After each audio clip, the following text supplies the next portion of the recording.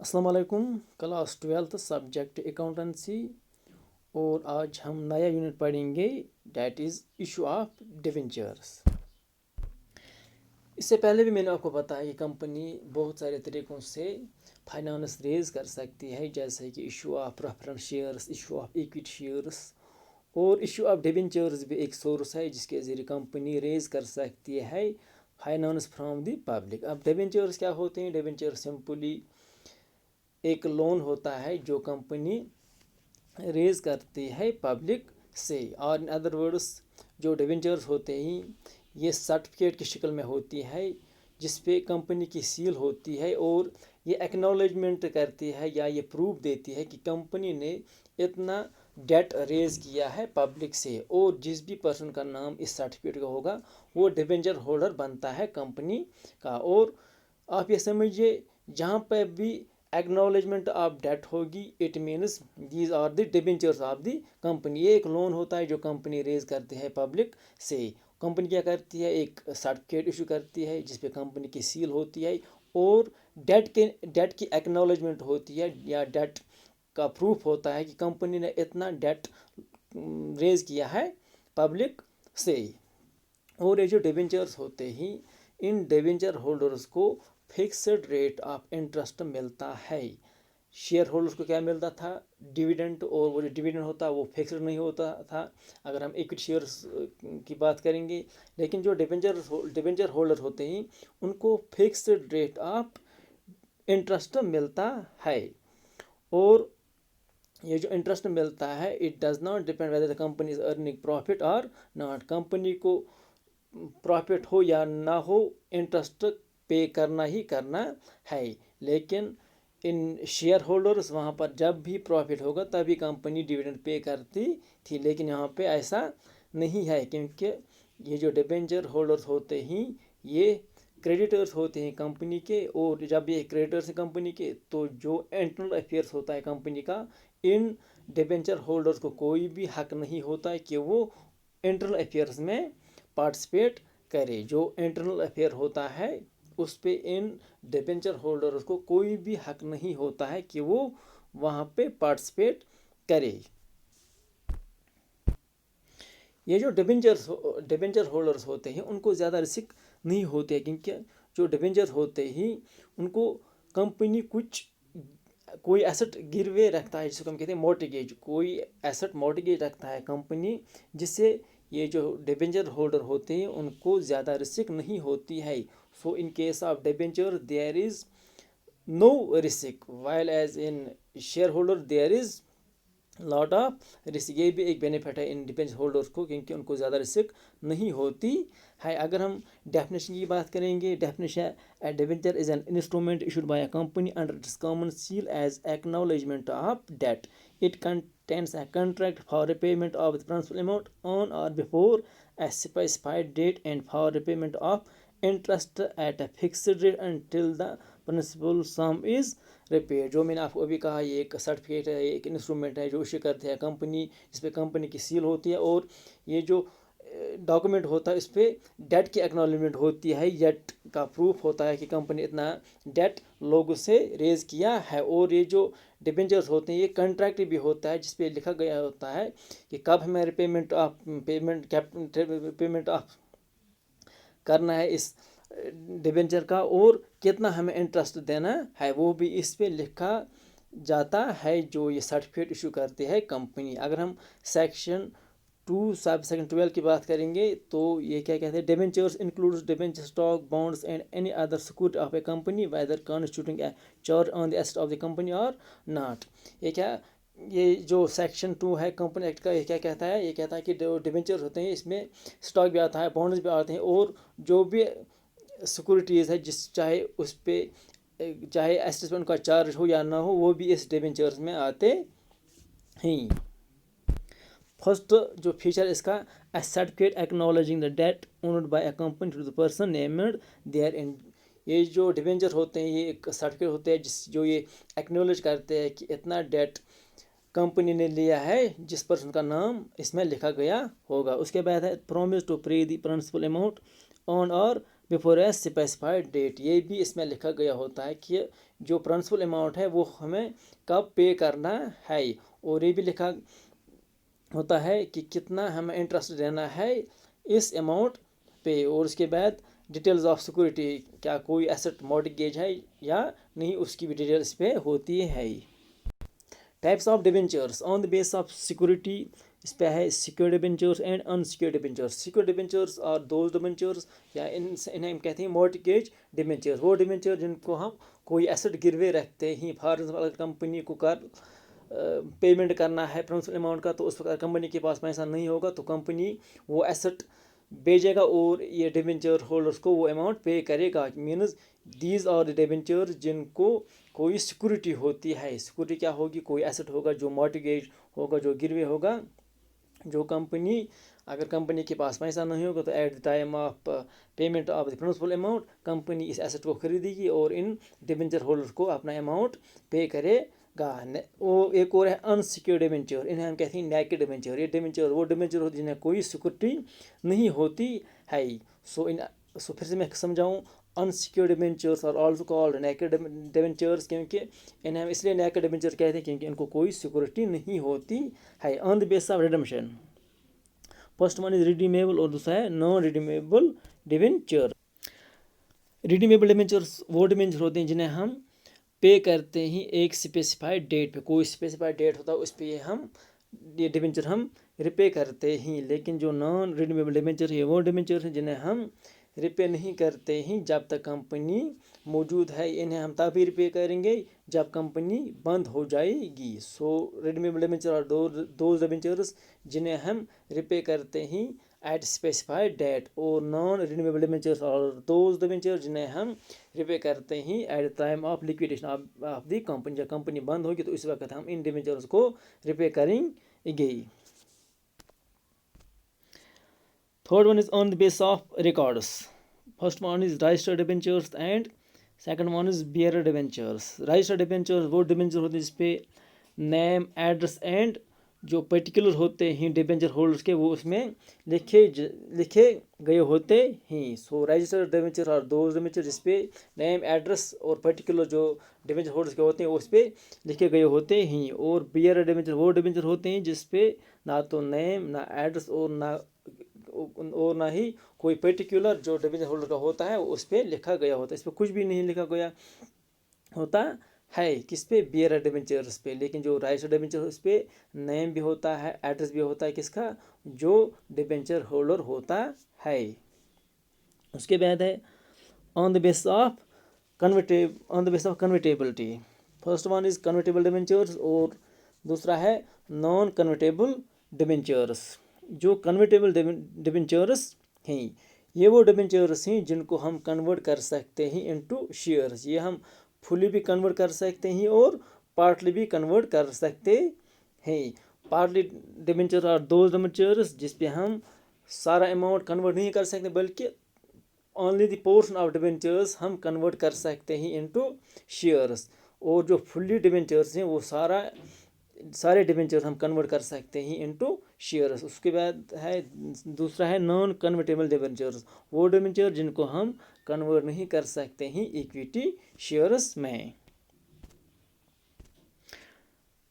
Fifth one is on the base of priority. इस पे है first debentures and second debentures. First debentures वो debenture होते हैं जिन्हें हम पे करते हैं बिफोर अदर डिबेंचर। जो बाकी डिबेंचर होते हैं उससे पहले हम इन डिबेंचर्स को रिपे करते हैं। सेकंड डिबेंचर और दोज डिबेंचर्स जिनको हम रिपे कर सकते हैं आफ्टर फर्स्ट डिबेंचर।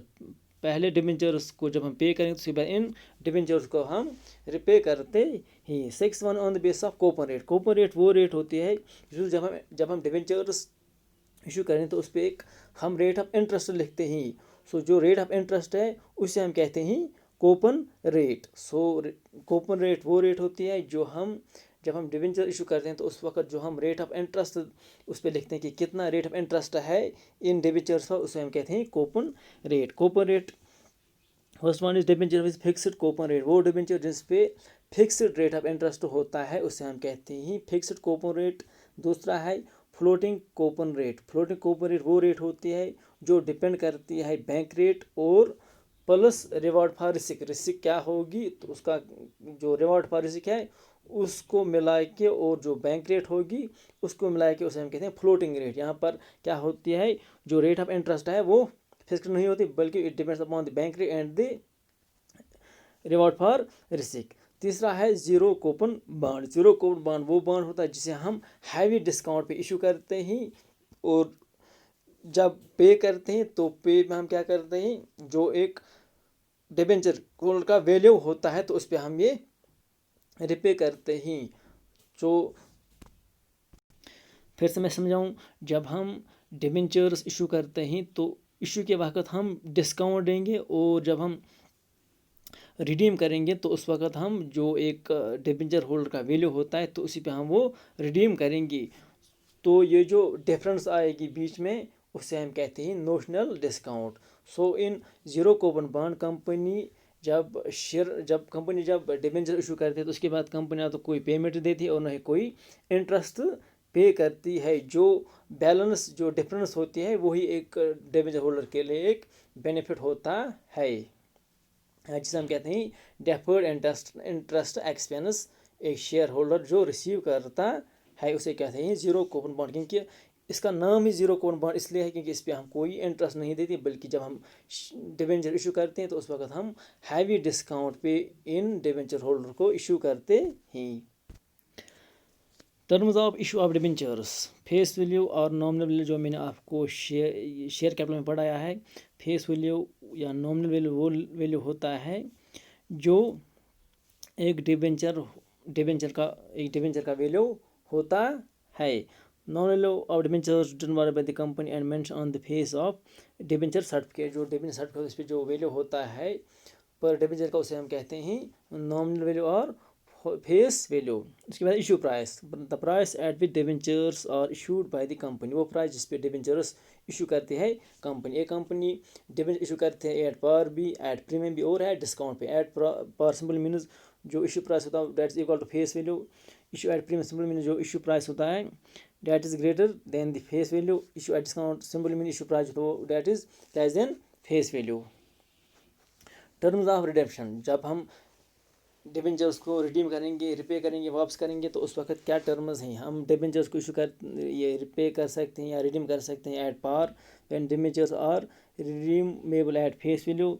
दूसरा है रिडेम्पशन एट प्रीमियम, जब हम डिबेंचर्स को रिडीम करेंगे at an amount more than face value. जो एक डिबेंचर का फेस वैल्यू होता है जब हम उससे ज़्यादा वैल्यू पे डिबेंचर्स रिडीम करेंगे तो हम कहते हैं redemption at premium. Subscription of public issue of debentures, जब हम डिबेंचर इशू करेंगे तो उसके बाद पब्लिक क्या करेगी, उन डिबेंचर्स को सब्सक्राइब करेगी। सब्सक्राइब के लिए यहाँ पर 3 कंडीशंस हैं। फुल सब्सक्रिप्शन सिंपली मीन्स जितने डिबेंचर हमने अप्लाई किए थे, जितने शेयर्स जितने डिबेंचर हमने इशू किए थे तो अप्लाई भी उतना ही हुआ है from the public. Under subscription simply means number of debentures applied is less than the number of debentures issued or offered, or subscription means number of debentures applied is more than the number of debentures are issued or offered। और subscription जो मैंने आपको पढ़ा है under subscription over सब जितने share हम issue किए थे जब हम लेस सब्सक्रिप्शन हो जाएगी from the public, under subscription जब ज़्यादा सब्सक्रिप्शन हो जाएगी from the public means over subscription. अब हम डिबेंचर्स को कैसे इशू करते हैं।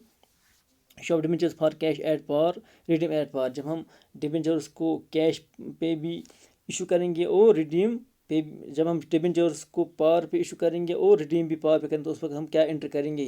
For receiving application money bank account debit to debenture application account. नीचे हम लिखेंगे बीइंग एप्लीकेशन मनी रिसीवर्ड। तो उसके बाद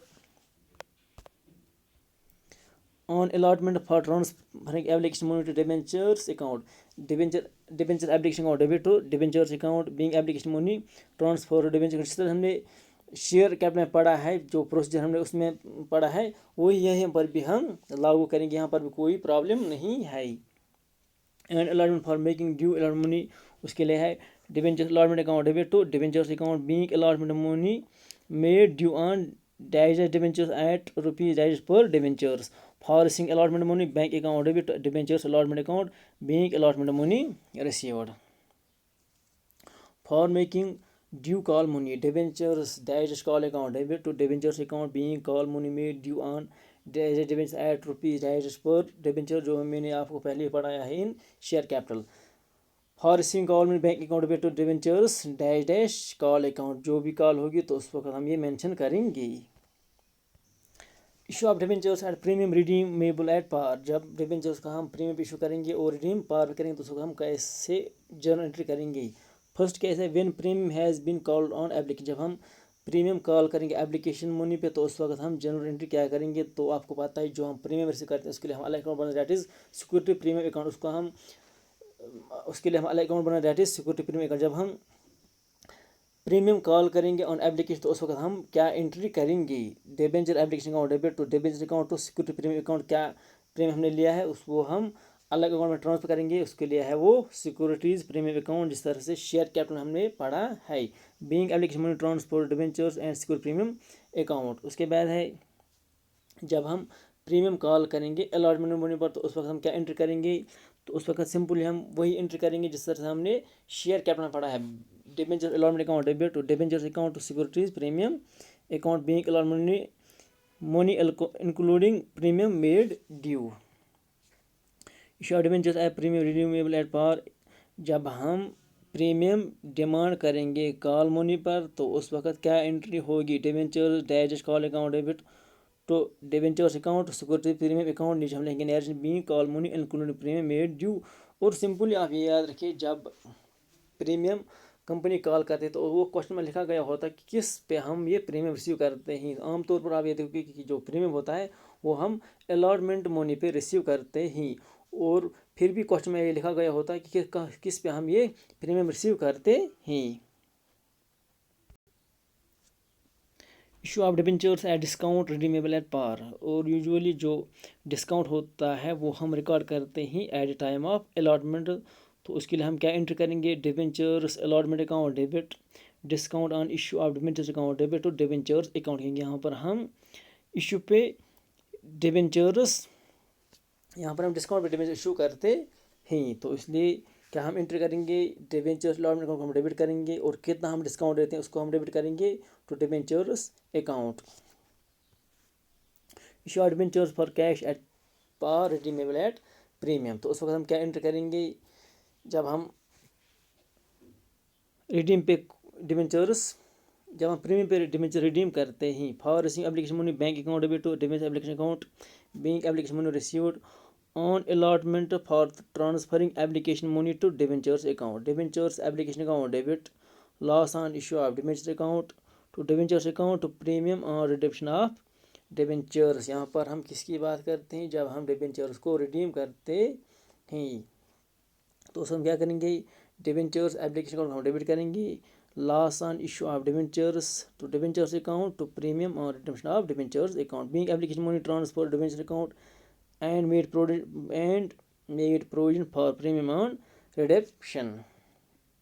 Issue debentures for cash at discount redeemable at premium, तो उस वक्त हम क्या एंटर करेंगे, बैंक अकाउंट डेबिट और debenture application account being application money received on allotment for transfer application money to debentures account, debenture application account debit discount on issue debenture account debit, loss on issue debenture account debit to debentures account to premium or redemption of debentures account being application money transfer to debentures account and made provision for premium on redemption। जब हम application money transfer करते हैं debenture account में और उसके बाद जब हम कोई प्रोविजन रखते हैं तो वो भी हम क्रेडिट करते हैं। So this was today's lecture regarding issue of debentures. जो हमारा नेक्स्ट लेक्चर होगा वो होगा regarding issue of shares as collateral security. तो थैंक यू वेरी मच।